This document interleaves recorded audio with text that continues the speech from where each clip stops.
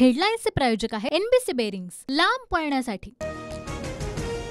सांगलीमध्ये काँग्रेसच्या विशाल पाटलांची बंडखोरी, विशाल पाटलांची अपक्ष उमेदवारी कायम, विशाल पाटलांना निवडणुकीसाठी लिफाफा चिन्ह।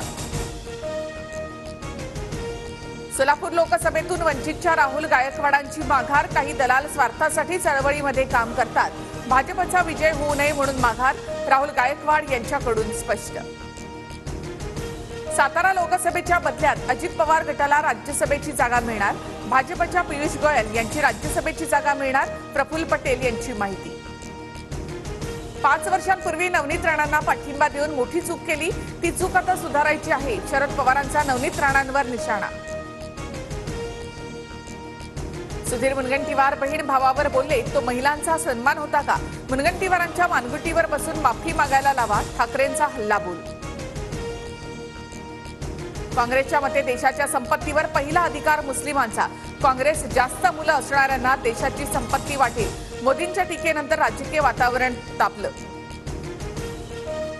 काँग्रेस जास्त मुलं होणाऱ्यांना संपत्ती वाटेल म्हणता, मग 10 वर्ष मोदींनी कमी मुलं असणाऱ्यांना संपत्ती का नाही वाटली, मोदींच्या वक्तव्यानंतर उद्धव ठाकरेंचा सवाल। मोदींच्या रूपाने नवीन पुतीन तयार होतोय, संविधानावर संकट येण्याची शक्यता, शरद पवारांचा मोदींवर निशाणा।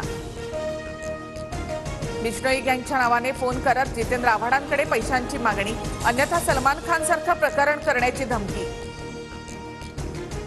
अजित पवार गटाचा जाहीरनामा जाहीर, यशवंतराव चव्हाणांना भारतरत्न देण्यासाठी मोलाची भूमिका बजावू, जातनिहाय जनगणनेसाठी सुद्धा आग्रही, अजित पवार गटाच्या जाहीरनाम्यामध्ये स्पष्ट। 2024च्या लोकसभा निवडणुकीत सुरतमध्ये भाजपचा पहिला विजय, भाजप उमेदवार मुकेश दलाल बिनविरोध, काँग्रेसच्या उमेदवाराचा अर्ज बाद, तर इतर उमेदवारांची माघार।